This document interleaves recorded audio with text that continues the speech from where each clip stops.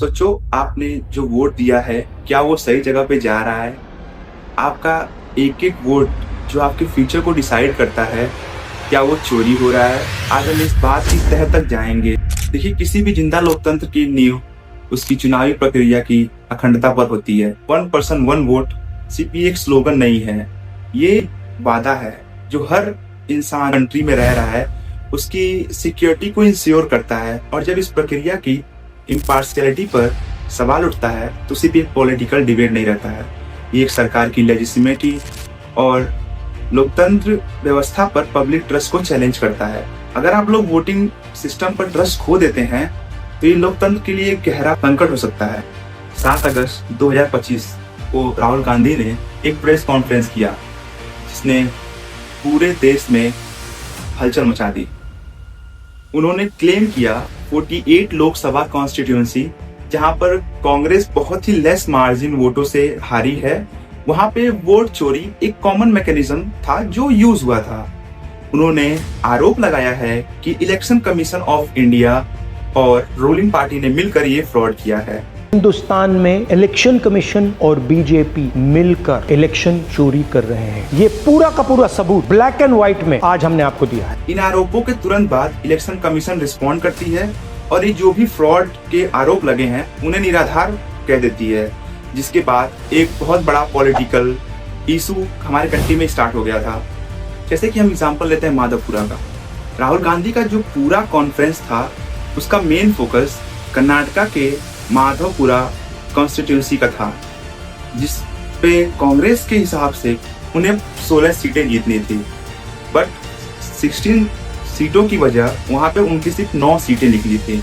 ये surprise defeat के बाद कांग्रेस की टीम ने माधवपुरा को अच्छे से प्रूव किया, सर्च किया वहां के इलाकों को, क्योंकि उनके हिसाब से वहां पर 1,250,000 वोट की चोरी हुई थी। चुनाव में 6,50,000 वोटर थे, उसमें से 1 लाख चोरी के थे। और ये टॉपिक इम्पोर्टेंट इसलिए है क्योंकि बेंगलोर सेंट्रल में 7 सीटों में से 6 कांग्रेस जीती थी, लेकिन माधवपुरा में ये लोग 1,14,000 वोटों से हार गए, जिसने लोकसभा रिजल्ट को 32,707 वोट की क्लोज मार्जिन पर डिसाइड किया। ये माधवपुरा का जब प्रूव हुआ तो राहुल गांधी के डाटा के हिसाब से वोट चोरी करने का 5 तरीका है, जिसमें से एक है डुप्लीकेट वोटर, जैसे कि गुरप्रीत सिंह डांग जो मल्टीपल बूथ्स पर अलग अलग EPIC नंबर से रजिस्टर्ड हैं, और ऐसे तकरीबन 11,965 लोग हैं। डुप्लीकेट वोटर जिसका मतलब एक वोटर के नाम वोटर लिस्ट में अनेक जगह आ रहे हैं। ये देखिए गुरकीरत सिंह डांग, इसका नाम 4 अलग अलग बूथों पे आता है। जो दूसरा तरीका था वो है फेक एड्रेसेस या अमान्य एड्रेसेस। लोग मुंबई, बेंगलुरु, बिहार और बाकी कई जगहों पर 0 हाउस नंबर से रजिस्टर्ड है, मतलब उनका हाउस नंबर 0 है, और ऐसे तकरीबन 40,009 लोग हैं। फेक एड्रेस मतलब एड्रेस है ही नहीं, या फिर हाउस नंबर 0। तो आपने कभी सुना है हाउस नंबर 0? हमने तो नहीं सुना था, मगर बेंगलोर में हजारों हाउस नंबर 0 है वोटर लिस्ट में। तीसरा तरीका है वो है किसी एक ही फ्लैट में बहुत सारे लोगों की रजिस्ट्री होना, जैसे किसी एक सिंगल बेडरूम में 80 पीपल की रजिस्ट्री, किसी एक कॉमर्शियल बिल्डिंग में 68 लोगों का रहना। मुजफ्फरपुर हाउस नंबर 27 में 269 लोगों की रजिस्ट्री थी, और जमुई में हाउस नंबर 3 में 247 एंट्री थी। ऐसे तकरीबन 10,450 वोट के आसपास है। Bulk voter in single address मतलब एक छोटे से घर में 40, 50, 60 लोग रह रहे हैं। हाउस नंबर 35 की कहानी सुनिए। छोटा सा घर है, ज्यादा से ज्यादा 4 लोग रह सकते हैं, मगर इस 35 में 80 लोग वोटर लिस्ट में रजिस्टर्ड है। और जो चौथा तरीका था वो है अमान्य तस्वीरें या ब्लर फोटोज। ऐसे तकरीबन 4,132 लोग थे जिनको आइडेंटिफाई करना बहुत मुश्किल था, क्योंकि उनकी फोटो इतनी ब्लर थी कि अपने घर वाले तक नहीं पहचान पाते कि ये मेरा बेटा है या ये मेरा पति है। हराम के पिल्ले तू है कौन? इनवैलिड फोटोज, इनकी फोटो देखिए, या फोटो है ही नहीं, या फिर छोटी छोटी फोटो है तो दिख नहीं सकती। इन वोटर आईडीज पे वोट दिया गया है।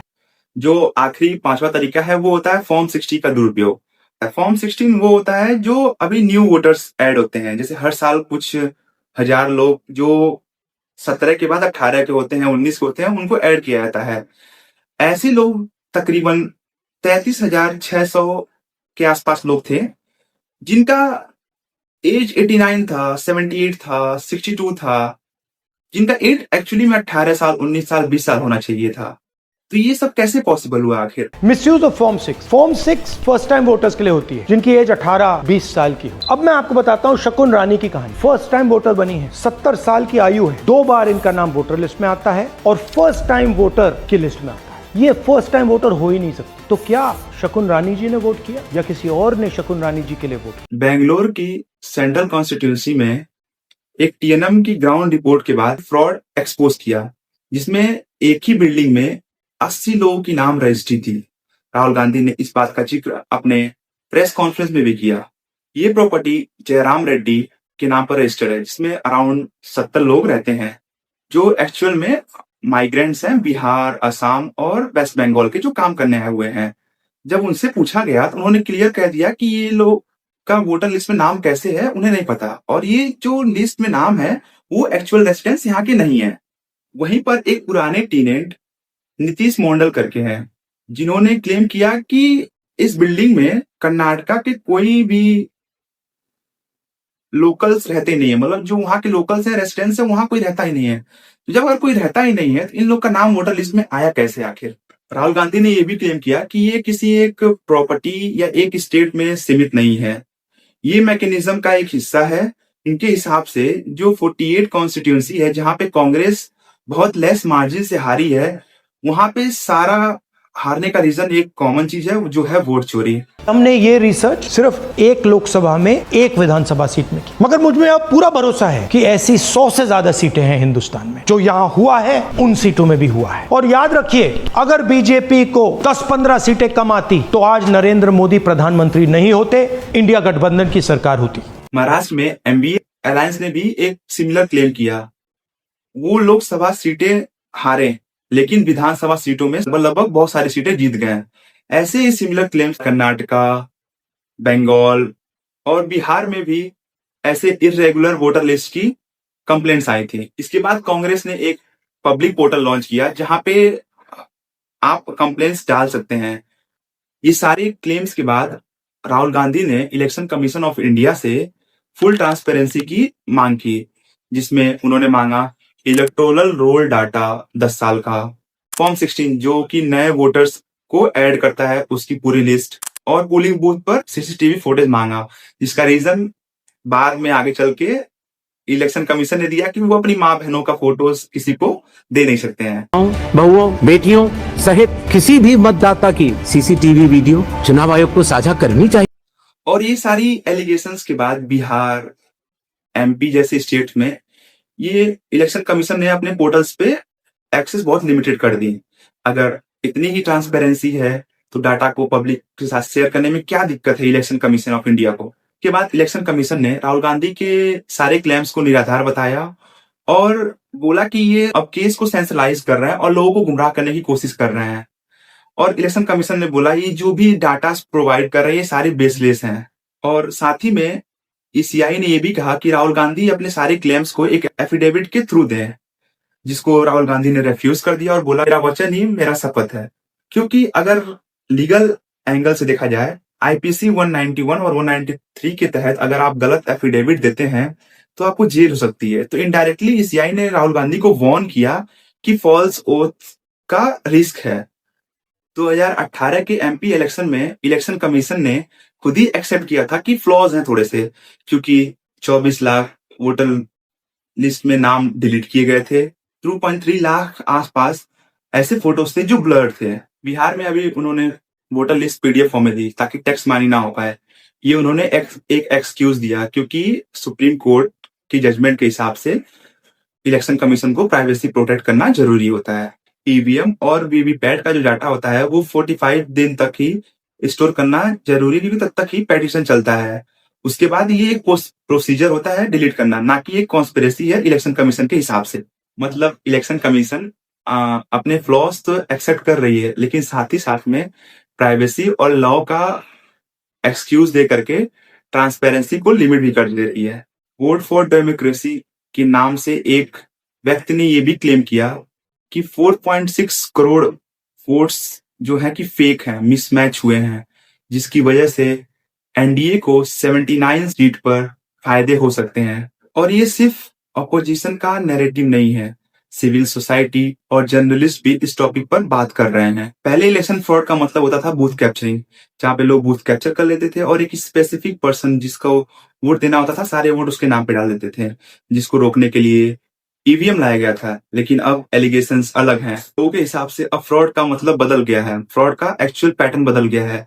आज के टाइम पे digital manipulation, fake addresses, form 16 का मिसयूज और डुप्लीकेट नेम्स के थ्रू इलेक्शन फ्रॉड किए जा रहे हैं।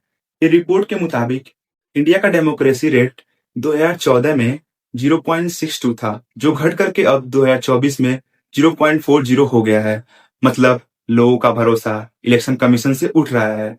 और एक देश तभी चलता है जब लोगों का भरोसा इलेक्शन कमीशन पे हो, रूलिंग गवर्नमेंट पे हो, और जब हारने वाले को भी ये लगे कि वो एक फेयर तरीके से हारा है। ये डिबेट अभी भी अनसॉल्व्ड है। राहुल गांधी और अपोजिशन एलिगेशंस लगाए जा रहे हैं, इलेक्शन कमीशन इन्हें बेसलेस बोल रहा है। जो सीनियर जर्नलिस्ट हैं वो सिटीजन्स को डाटा दे रहे हैं। लेकिन सभी लोग एक बात पे एग्री करते हैं कि ट्रांसपेरेंसी और बढ़नी चाहिए। लोगों को अपने वोट, अपने चीजों के बारे में पता होना चाहिए कि वो जो कर रहे हैं वो किसके पास जा रहा है। और ये ट्रांसपेरेंसी बढ़ेगी कैसे? ट्रांसपेरेंसी बढ़ेगी तब जब ये voter list audit friendly format में देंगे। वीवीपैट वेरिफिकेशन को 2% से बढ़ा करके थोड़ा और करना चाहिए और इंडिपेंडेंट जुडिशियल ओवरसाइट का रोल बढ़ना चाहिए। ये डिबेट सिर्फ बीजेपी और कांग्रेस का नहीं है, ये डिबेट हर एक भारतीय के वोट का है। हर एक वोट काउंट होना चाहिए क्योंकि हर एक वोट मैटर करता है। Thank you.